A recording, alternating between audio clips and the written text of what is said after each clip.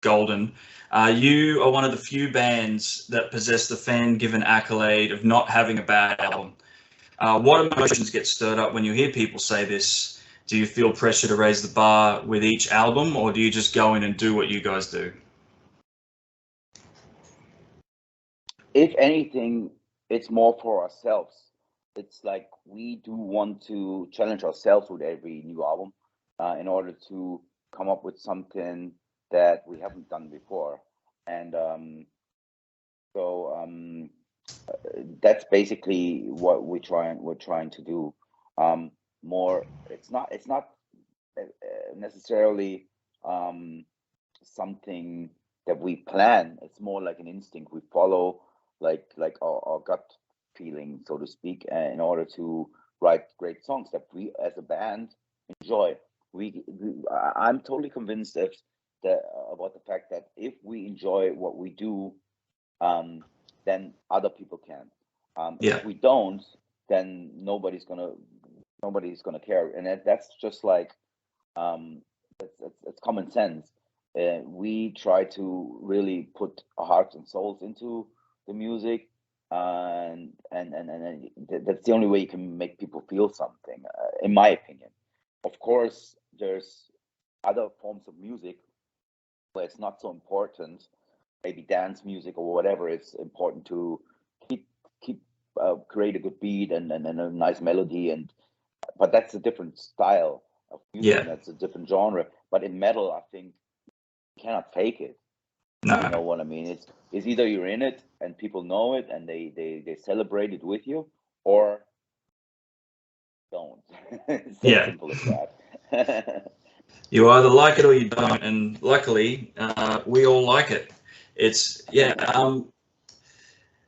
so you said before that you spent a lot of time writing during lockdown, and getting that in there. Like a lot of musicians during lockdown did as much writing and rehearsing as they could. When you did that, with a lot of these songs from this one already being done, did you want to put your focus more into just writing and getting that stuff on paper that you're feeling in the moment, or did you want to try and keep your head in Hey Über Alles and rehearse those songs because you didn't quite get a chance yet to rehearse them?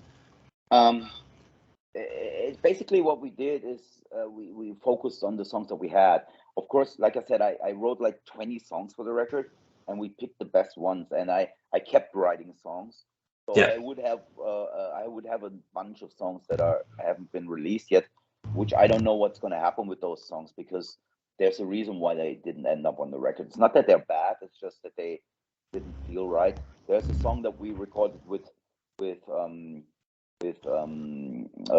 Arthur that didn't make it on the record. It's called Toxic Karma, but it's not a bad song. It's almost like a single, and but we had that kind of feel on the record already, so we decided to leave it off and take it off. And I mean, like I said, we're constantly writing stuff, and we're our own worst critics. So we ended up with only 10 songs plus intro, and I think that's enough. Yeah, it definitely is. It's a little epic in its own right. With touring finally opening up, I'm sure you're excited to get back on the road and come and see all us screaming fans again.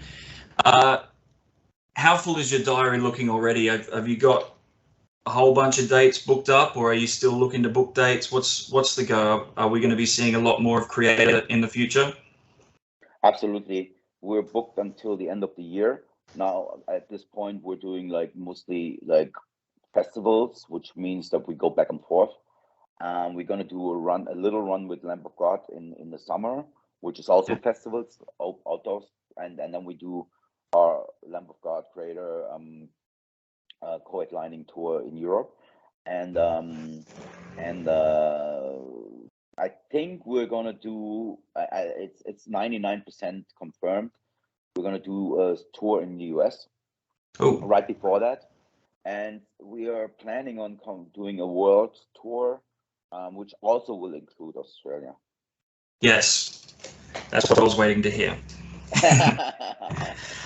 All right, that's exciting. All right, with that, we're going to come on to our last question here that kind of ties in. Out of all the stages in the world, is there a certain stage at the moment that you cannot wait to be on and conquer, whether it be an old friend or a stage that you haven't yet conquered? Is there a stage that's on your hit list?